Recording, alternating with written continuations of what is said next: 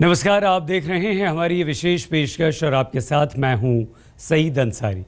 पूरी दुनिया में मशहूर हो रहे हैं नरेंद्र मोदी के अंदाज, उनके चलने का अंदाज, उनके बोलने का अंदाज, उनके कपड़ों का अंदाज, यहाँ तक कि अमेरिका तक चर्चा है। अभी हाल ही में जब नरेंद्र मोदी ब्रिक्स सम्मेलन में ब्राज़ील गए तो उनके कपड़ों का अंदाज बदल गया। कुर्ता पाजामा, सदरी गायब हो गई, स्टाइलिश सूट में नजर आने लगे मोदी।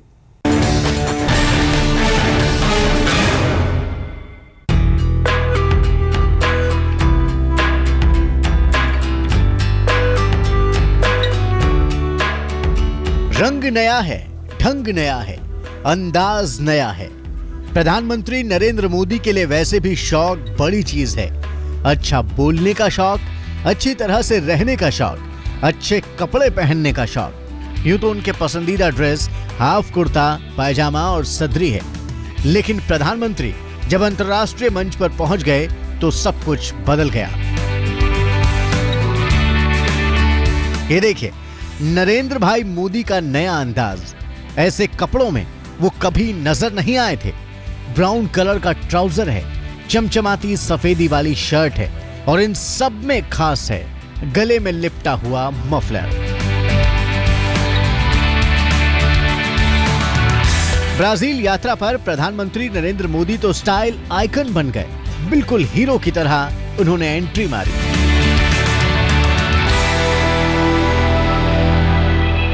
नरेंद्र मोदी जी जो हमारे प्रधानमंत्री आज के, मैं समझती हूँ, मैं बहुत प्रभावित हूँ उनकी ड्रेसिंग स्टाइल से। एक तो खूबसूरत कलर्स पहनते हैं, अर्दी कलर्स पहचानते हैं हमारे देश के, और अचकन, बंद गला एंड कुर्ता एंड जैकेट जो पहनना हमारी देश की संस्कृति रही है, वो उनको बहुत खूबसूरती से पहनते हैं। उनको कोई डिज़ाइनर की ज़रूरत नहीं है।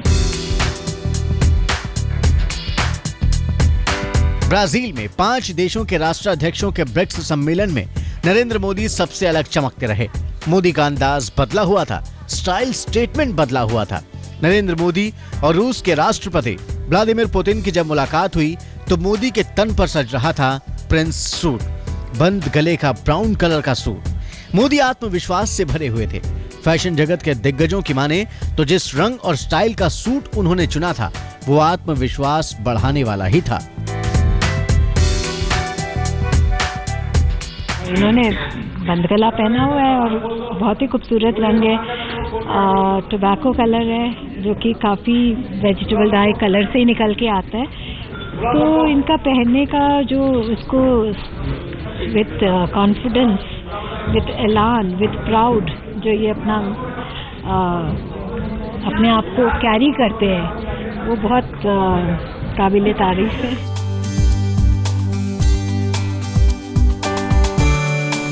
ब्राजील के दौरे पर मोदी अलग अलग रंग के सूट में नजर आए। जब वो चीन के राष्ट्रपति शी जिनपिंग से मिले तो उनके बदन पर फब रहा था लाइट ग्रे कलर का बंद गले का सूट। ऐसा लग रहा था कि ब्राजील की यात्रा में नरेंद्र मोदी सूटों से भरी पूरी वार्डरोब ही उठा ले गए थे। ब्राजील में जब सभी राष्ट्राध्यक्षों की मुलाकात हुई तो नरेंद्र मोदी फिर एक नए सूट में आए। अब की बार मोदी काले रंग के सूट में थे। स्टाइल वही, कोट बंद गले का ही था।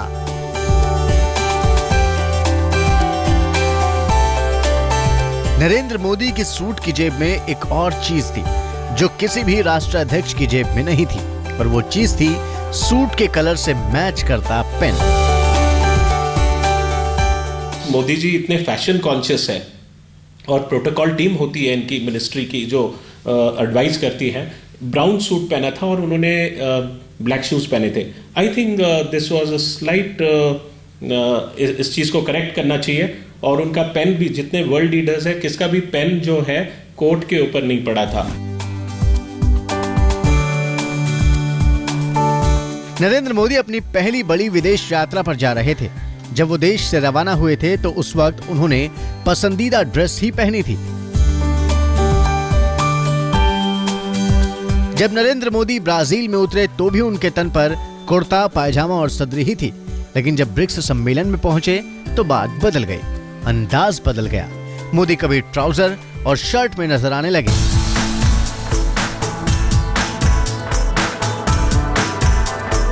कभी उनके गले में मफलर दिखने लगा। और दूसरे देशों के राष्ट्राध्यक्षों के साथ मुलाकात में मोदी ने जो सूट पहने थे वो उनके व्यक्तित्व पर बखूबी जच रहे थे।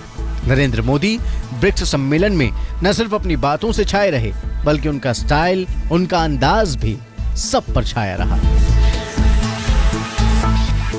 आज तक ब्यूरो। देश अलग अलग, भाषा अलग अलग, मिजाज अलग अलग। ब्राजील में 5 अलग अलग देशों के राष्ट्राध्यक्ष आए थे, लेकिन नरेंद्र मोदी का अंदाज इन पर छाया रहा।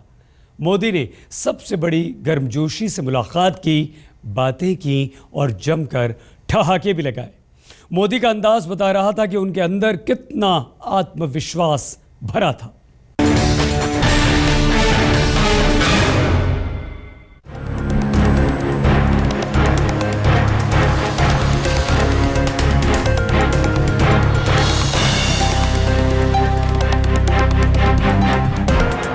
जैसा देश वैसा भेष। प्रधानमंत्री नरेंद्र मोदी ब्राजील गए तो सूट बूट में नजर आने लगे। यही नहीं, हिंदी की जगह अंग्रेजी में फर्राटा भरने लगे।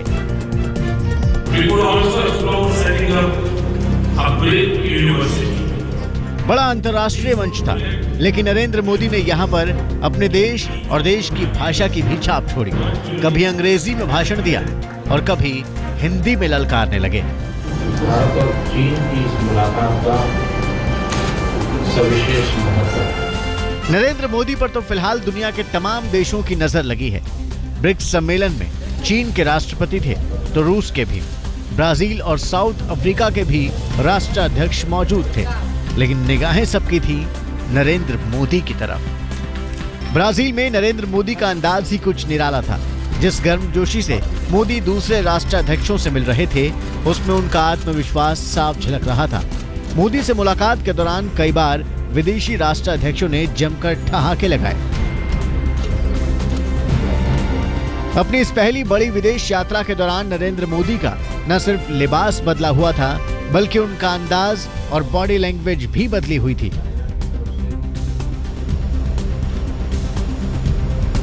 देखिए तो जरा, बर्लिन में जर्मन सेना अध्यक्ष से नरेंद्र मोदी किस तरह हाथ मिला रहे हैं। देखिए ये अंदाज, किस तरह नरेंद्र मोदी चीनी राष्ट्रपति शी जिनपिंग के साथ चहलकदमी कर रहे हैं।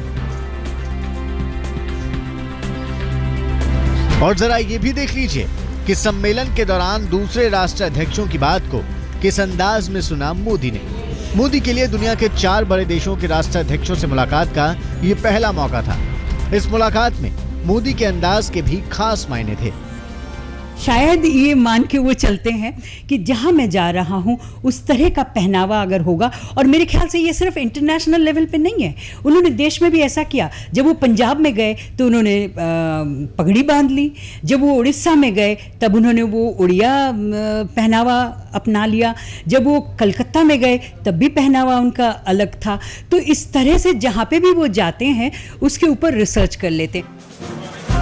लिबास के साथ दुनिया की नजर मोदी की बॉडी लैंग्वेज पर भी थी। आखिर दुनिया के बड़े नेताओं के साथ पहली बार मिल रहे थे मोदी। निजी मुलाकातों से लेकर ग्रुप फोटो के दौरान नरेंद्र मोदी की बॉडी लैंग्वेज बहुत कुछ कह रही थी। जो चाइनीज प्रेसिडेंट है, जब उनको वो हैंडशेक करते हैं मोदी जी और जाते हैं, तो चाइनीज प्रेसिडेंट जो है ऐसे करके, ऐसे ईयर्स को टर्न करके करते हैं, स्क्रैच। हालांकि बॉडी लैंग्वेज के विशेषज्ञों की माने तो मोदी अपनी बॉडी लैंग्वेज को लेकर उतने सचेत नहीं थे जितने ब्रिक्स देशों के दूसरे नेता थे। लेकिन इसका ध्यान रखना भी जरूरी है, क्योंकि अंतर्राष्ट्रीय मंच पर मिले इशारों की बारीकी से व्याख्या होती है। मेरा ये कहना रहेगा, body language point of view से चाइना से हमें बड़ा जो है टॉक्स करने, बड़े ओपनली होके बात नहीं करने, कुछ तो रिस्ट्रेंट करना ही चाहिए। चीन के राष्ट्रपति शी जिनपिंग के साथ मोदी की मुलाकात में वो गर्मजोशी नहीं दिखी, लेकिन जब मोदी की मुलाकात रूस के राष्ट्रपति पुतिन से हुई तो दोनों की गर्मजोशी देखने लायक थी। कोई भी लीडर अभी तक इतनी हद तक एक आवाम के साथ जुड़ने की जो क्षमता है उसको नहीं दर्शा पाए हैं। तो मेरे ख्याल से ये जो शुरुआत उन्होंने करी है, और मेरे ख्याल से काफ़ी सोची समझी शुरुआत उन्होंने करी है, and he wants to make a mark, give a message to the international forum कि मैं कुछ मुद्दों के साथ आप लोगों के साथ जुड़ना चाहता हूं। नरेंद्र मोदी अपने स्टाइल को लेकर बहुत सचेत रहते हैं। वो अच्छी तरह जानते थे कि ब्राजील की यात्रा में दुनिया की निगाहें उन्हें ही जांचेंगी, परखेंगी। शायद यही वजह है कि मोदी पूरी तैयारी से गए थे। दिल्ली में स्वाति रस्तोगी और भूपेंद्र चौधरी के साथ पंकज खिलकर, पुणे, आज तक। कहते हैं शौक बड़ी चीज है, इसका अमीरी और गरीबी से कोई लेना देना नहीं होता। नरेंद्र मोदी के कुर्ते में कभी सिलवटें नहीं पड़ती। बहुत पहले जब मोदी के पास कुर्ते बाहर प्रेस करवाने का जरिया नहीं था तो वो गरम लोटे से कुर्ता प्रेस किया करते थे। यही नहीं, घर से निकलते वक्त आईने के सामने ठहरने का अंदाज उनका बहुत पुराना है, वो आज तक नहीं बदला।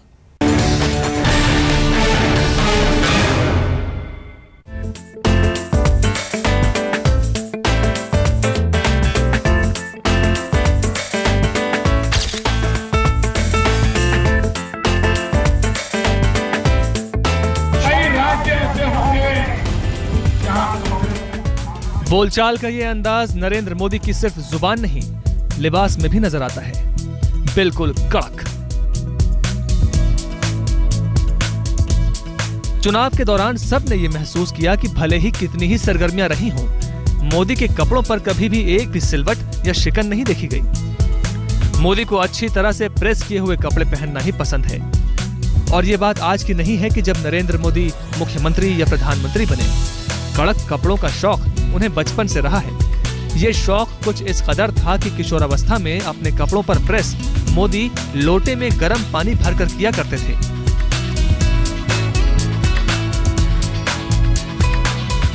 मोदी कुर्ता आज दुनिया भर में मशहूर है। कहा यह जाता है कि नरेंद्र मोदी के पास सैकड़ों की तादाद में कुर्ते हैं। लोकसभा चुनाव के दौरान मोदी ने एक ही दिन में कई रैलियां की, लेकिन हर रैली में उनका कुर्ता बदल जाता था। मोदी कुर्ते की दास्तान भी बेहद दिलचस्प है। यूं तो मोदी केसरिया कुर्ता ही ज्यादातर पहना करते थे, लेकिन मोदी को जब पार्टी की तरफ से प्रधानमंत्री पद का उम्मीदवार चुना गया, उस वक्त जिस पिस्तई हरे रंग के कुर्ते में लोगों के सामने आए, मोदी का वो कुर्ता लोगों की निगाह में चढ़ गया। और इसी के साथ ही मोदी चर्चा के साथ साथ मोदी कुर्ता भी मशहूर हो गया।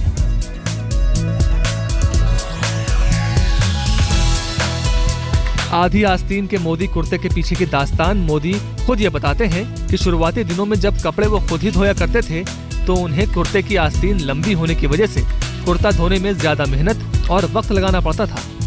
इस मेहनत से बचने के लिए उन्होंने कुर्ते की आस्तीन काटकर उसे हाफ स्लीव बना दिया। हालांकि इन कुर्तों के साथ मोदी के तेज तर्रार तेवर और कुछ हटकर करने की कहानी भी जुड़ी हुई है। कहा यह जाता है कि मोदी जब आरएसएस कार्यकर्ता थे तो वहां लंबी आस्तीन की कमीज पहनने का चलन था।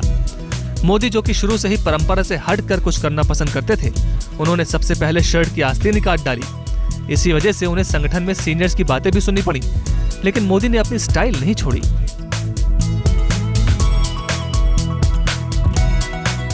मोदी के कुर्ते बनते कहाँ हैं, इसको लेकर भी अलग अलग बातें सुनने में आती हैं। कहा यह जाता है कि मोदी कुर्ते अहमदाबाद के एक बड़े और महंगे स्टोर हाउस जेड ब्लू में बनते हैं। तो कुछ का मानना है कि मोदी के डिजाइनर बिपिन चौहान और जितेंद्र चौहान हैं। तो वहीं माना यह भी जाता है कि मोदी के कुर्ते अहमदाबाद के पॉश इलाके सीजी रोड पर मौजूद उनका एक पसंदीदा दर्जी सिलता है। कहा जाता है कि मोदी को आईने से इश्क है। वो एक मॉडल की तरह पोज देने में माहिर हैं। अपने ऑफिस से निकलने वाली अपनी हर फोटो खुद जांच परख कर आगे भेजते हैं। इसकी वजह यह है कि मोदी को इमेज बिल्डिंग के तमाम गुर आते हैं और उन्होंने अमेरिका से 3 महीने का public relations and image management course भी कर रखा है। मेरे ख्याल से ही इज समवॉट लग्जूरियस। उनको पहनावा थोड़ा चेंज करने में बेहतर लगता है। उनकी घड़ी, उनकी पेन्स, उनके ड्रेसिंग स्टाइल, तमाम चीज़ें जो है पहलू हैं उनकी व्यक्तित्व की, तो उसको नकारा नहीं जा सकता और उसको वो एंजॉय करते हैं मेरे ख्याल से। And that enjoyment, that space, personal space जो जिसकी ज़रूरत मोदी साहब को रहती है, वो शायद उसको बरकरार रखने के लिए इस तरह के पहनावा अपनाते हैं। अपने आप को एक मुकम्मल लुक देने के लिए मोदी इमेज का इतना ध्यान रखते हैं कि उनकी कार में हमेशा आधा दर्जन के आसपास रंग बिरंगे अंग वस्त्र रहते हैं, जिनमें से एक मौके के लिहाज से चुनकर ही वो कार से बाहर निकलते हैं। आज मोदी की स्टाइल का आलम यह है कि न्यूयॉर्क टाइम्स से लेकर वॉशिंगटन पोस्ट तक ने मोदी को मिशेल ओबामा और पुतिन से ज्यादा बड़ा स्टाइल आइकॉन माना है। आज तक ब्यूरो।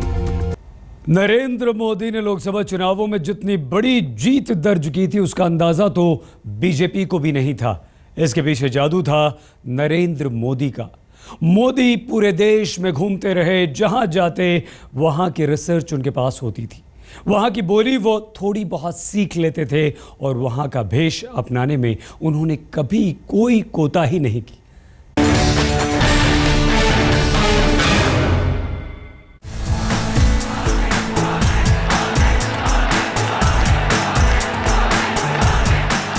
नरेंद्र मोदी दिलों पर छाना जानते हैं। अच्छे और तरह तरह के कपड़े पहनने का उन्हें शौक है और इस शौक का इस्तेमाल वो दिलों पर छाने के लिए भी करते हैं। लोकसभा चुनाव प्रचार के दौरान नरेंद्र मोदी कई तरह के अंदाज में आए। चुनाव प्रचार के दौरान नरेंद्र मोदी लुधियाना पहुंचे तो जिसने भी देखा दंग रह गया। नरेंद्र मोदी तो पूरी तरह सरदार के भेष में थे। सिर पर पीले रंग की पगड़ी फब रही थी। जहाँ पे भी वो जाते हैं उसके ऊपर रिसर्च कर लेते हैं। जैसे मैंने कहा कि पर्सनालिटी की ग्रूमिंग देख के पता चल जाता है। एक तो जो व्यूअर्स होते हैं, चाहे वो पॉलिटिकल व्यूअर्स हैं, चाहे वो आम आदमी हैं, आप ज़रूरी तौर पे उनसे जुड़ना चाहते हैं। अगर आप जुड़ जाते हैं तब आपकी जो भी मैसेज होती है तो वो एक्सेप्टेड हो जाती है। नरेंद्र मोदी जब असम गए तो पूरी तरह असमिया बाने में दिखने लगे। यही नहीं, नरेंद्र मोदी जब मणिपुर गए तो अब उनका अंदाज पूरी तरह मणिपुरी नजर आने लगा।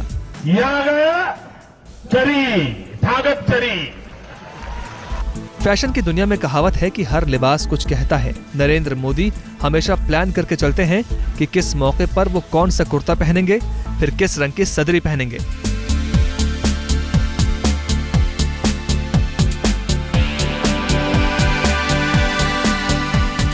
नरेंद्र मोदी ने लोकसभा चुनावों में प्रचार के दौरान प्रदेश के मुताबिक भेष ही नहीं बदला था।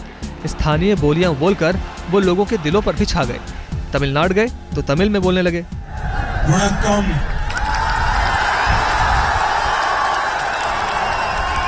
कोलकाता गए तो नरेंद्र मोदी के मुंह से जिसने भी बांग्ला सुनी वो बस सुनता ही रह गया। नरेंद्र मोदी अपने भाषणों में जिस अंदाज में देश से वोट मांग रहे थे वो अंदाज भी बिल्कुल नया था। ऐसा वादा किसी ने भी नहीं किया था, ऐसे सपने किसी ने नहीं दिखाए। आप मुझे मजबूत सरकार दीजिए, मैं आपको मजबूत हिंदुस्तान दूंगा। ये मोदी का अंदाज ही था जिसके चलते वो पूरे देश के दिलों पर छाते गए।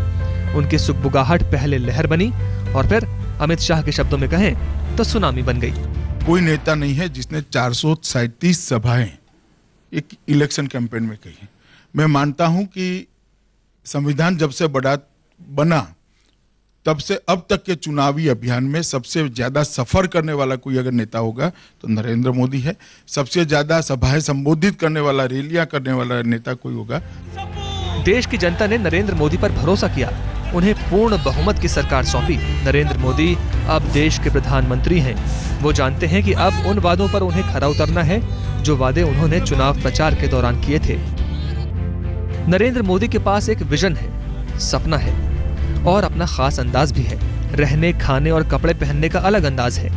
ड्रेस के लिहाज से देखें तो शायद अब तक के सबसे शौकीन प्रधानमंत्री हैं नरेंद्र मोदी। फैशन डिजाइनर भी मानते हैं कि मोदी स्टाइल आइकॉन है और उनका ड्रेसिंग सेंस सबसे बेहतरीन है। आज तक ब्यूरो। नरेंद्र मोदी जब गुजरात के मुख्यमंत्री थे तो वहां के ब्रांड एम्बेसडर भी वही थे। कैमरे के आगे बंद सवर कर फोटो खिंचवाना उन्हें पहले से ही बहुत पसंद है। गुजरात में कई बार उनका फोटो शूट हुआ और इतना ही नहीं, जब वो किसी बॉलीवुड के सितारे के साथ नजर आए तो उनका अंदाज किसी हीरो से कम नहीं था।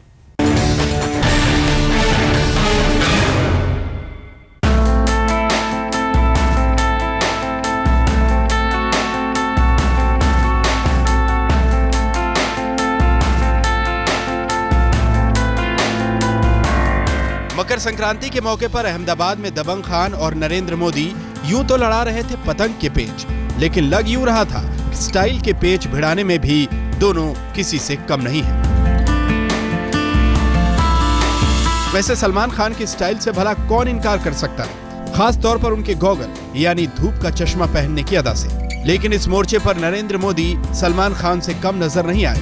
खादी और फाइन लिनन के कुर्ते पर खूबसूरत नेहरू जैकेट, मोदी ने भी दबंग खान की ही तरह गॉगल पहन रखा था।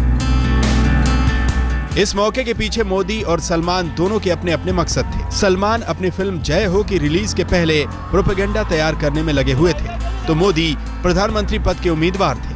कुछ भी हो, दोनों मिले बेहद खुले दिल से और बिना लाग लपेट के। भले ही सलमान खान ने मोदी की उम्मीदवारी को खुले शब्दों में समर्थन न किया हो, लेकिन उन्होंने मोदी को गुड मैन जरूर कहा।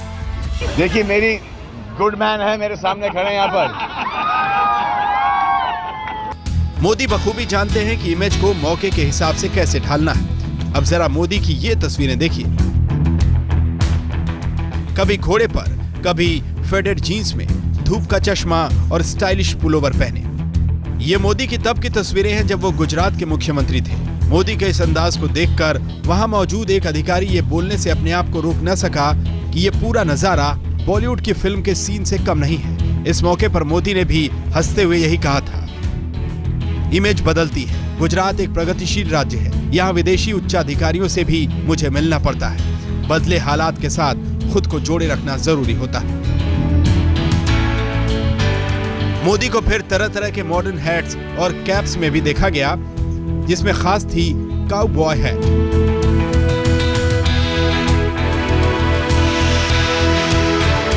अपनी इस इमेज को बदलने के लिए मोदी के कुछ खास ब्रांड्स हैं जिनको वो पसंद करते हैं। मसलन उनके चश्मे के फ्रेम इटली की कंपनी बुल्गारी के होते हैं। कलाई पर बांधी हुई घड़ी मोवादो की होती है। जेब में लगा कलम मॉन्ट ब्लांक का होता है। ये यकीनन महंगे ब्रांड्स हैं, लेकिन इमेज बिल्डिंग के लिए बेहद सादी जिंदगी जीने वाले और बहुत सादा खाने वाले मोदी इन ब्रांड से नीचे बात नहीं करते। मौके के लिहाज से इमेज पेश करने की एक और मिसाल रही मोदी की साउथ इंडिया के मशहूर स्टार रजनीकांत से मुलाकात। गले में अंग वस्त्र के साथ केसरिया कुर्ते पर मोदी ने सफेद धोती पहन रखी थी। रजनीकांत ने मोदी को शुभकामनाएं देने के साथ बस इतना ही कहा कि ये मुलाकात एक दोस्ताना मुलाकात है। बातें कुछ भी हो, इस मौके पर स्टाइल आइकन रजनीकांत के सामने मोदी का अंदाज लोगों तक एक संदेश दे गया। मौके के हिसाब से लिबास और अंदाज के जरिए अपने इरादे जताने का मोदी का तरीका गुजरात में महिलाओं में भी खासा लोकप्रिय है। कहा यह जाता है कि गुजरात में उनकी रैलियों में पुरुषों से ज्यादा महिलाएं इसीलिए होती हैं। आज तक ब्यूरो। नरेंद्र मोदी चुनावों के दौरान पूरे देश में घूम घूम कर दहाड़ते थे। उस वक्त के प्रधानमंत्री मनमोहन सिंह की चुप्पी पर ताना मारते थे, लेकिन जब खुद प्रधानमंत्री बने तो उनका बोलना भी बहुत कम हो गया। ट्विटर पर भी वो कम नजर आते हैं। विपक्षी कहते हैं कि क्या फर्क है इनमें और मनमोहन में। समर्थक कहते हैं मोदी नहीं, मोदी का काम बोलेगा।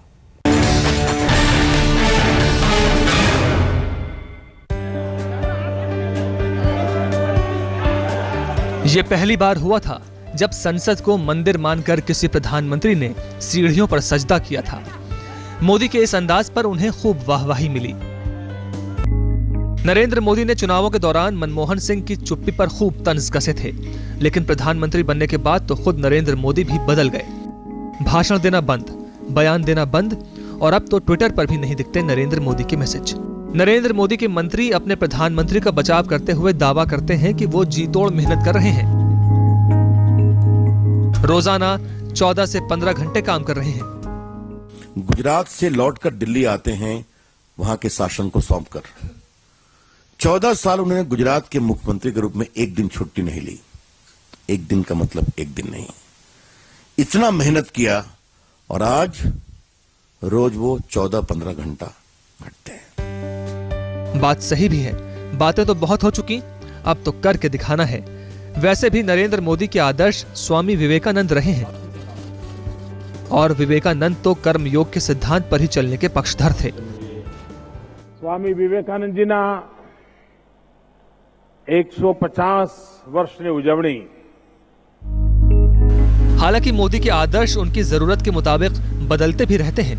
जैसी जरूरत वैसा आदर्श, कभी विवेकानंद तो कभी हनुमान। नरेंद्र मोदी ने शून्य से शिखर तक का सफर किया है, बहुत अभावों में बचपन गुजारा है। मैं चाय बेचते बेचते आया, मैं गरीब घर में पैदा हुआ हूं। माँ अड़ोस पड़ोस के घर में बर्तन साफ करती थी, पानी भरती थी, हमें बड़ा किया। नरेंद्र मोदी अब देश के प्रधानमंत्री हैं। उनका अंदाज ऐसा है जिस पर पूरे देश का भरोसा बनता है। वो न सिर्फ स्टाइल आइकॉन है, एक बड़े तबके के आदर्श भी हैं। आज तक ब्यूरो। नरेंद्र मोदी देश के प्रधानमंत्री हैं, पूरे देश के विकास की जिम्मेदारी उन पर है, लेकिन बनारस से उनका कुछ खास लगाव है। बनारस के लिए चुनावों के दौरान उन्होंने जितने वादे किए थे, अब उन्हें निभाने की बारी है। मोदी उन वादों पर खरे उतरने की पूरी कोशिश कर रहे हैं। पहले गंगा के लिए खजाना खोला, अब बनारस को वर्ल्ड क्लास सिटी बनाने की योजना में जुटे हैं।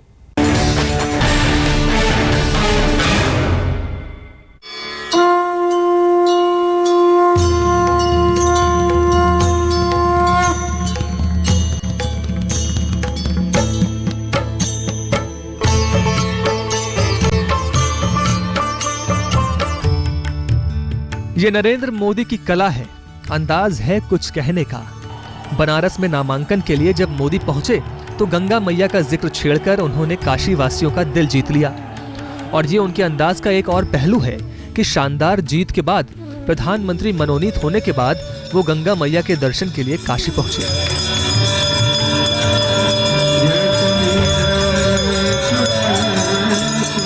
ये पहली बार था कि किसी प्रधानमंत्री ने बनारस पहुंचकर इस तरह गंगा की आरती की थी। मोदी ने एक बार फिर काशी का कर्ज चुकाने की बात कहकर यह जता दिया कि वो जो कहते हैं वो करते हैं। यदि हिंदुस्तान में कोई चुनाव हुआ हो, लेकिन मैं एक ऐसा जनप्रतिनिधि था, एक ऐसा उम्मीदवार था जिसे अपने मतदाताओं से बात करने पर रोक लगा दी गई थी। बनारस के नागरिकों ने मेरे मौन पर भी मोहर लगा दी। नरेंद्र मोदी ने चुनाव प्रचार के दौरान गंगा को स्वच्छ करने का वादा किया था। इस वादे को निभाने के क्रम में मोदी ने इसके लिए बाकायदा एक अलग मंत्रालय बनाया और उसकी जिम्मेदारी उमा भारती को सौंप दी। मोदी जी ने गंगा के किनारे से चुनाव लड़ा, मोदी जी ने बहुमत प्राप्त किया और गंगा का काम मुझे सौंपा है। ये मेरी जिंदगी का सबसे खुशी का दिन है और मैं निश्चित रूप से अपनी पूरी शक्ति के साथ ये प्रयास करूंगी कि मैं गंगा जी की सेवा ठीक से कर सकूं। देश के आम बजट में भी नरेंद्र मोदी ने बनारस का खास ख्याल रखा।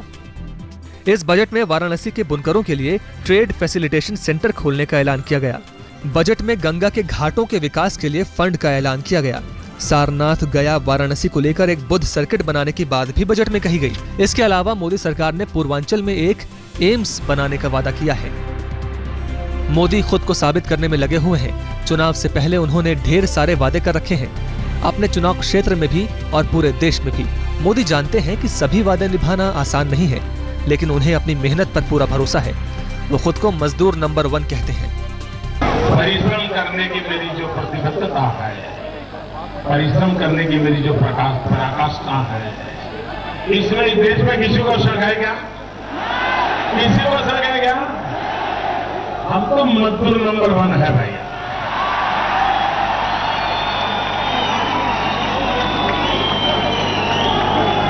आने वाले 7 महीने इस देश को मेरे जैसा मजदूर नहीं मिलेगा भाइयों।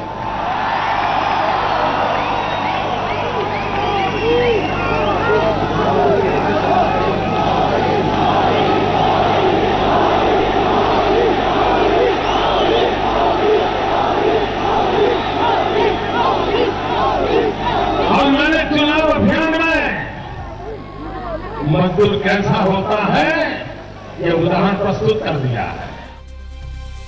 मोदी के सामने चुनौतियों का चक्रव्यूह है, उम्मीदों की लंबी फेहरिस्त है, लेकिन मोदी का काम करने का अंदाज ही कुछ और है।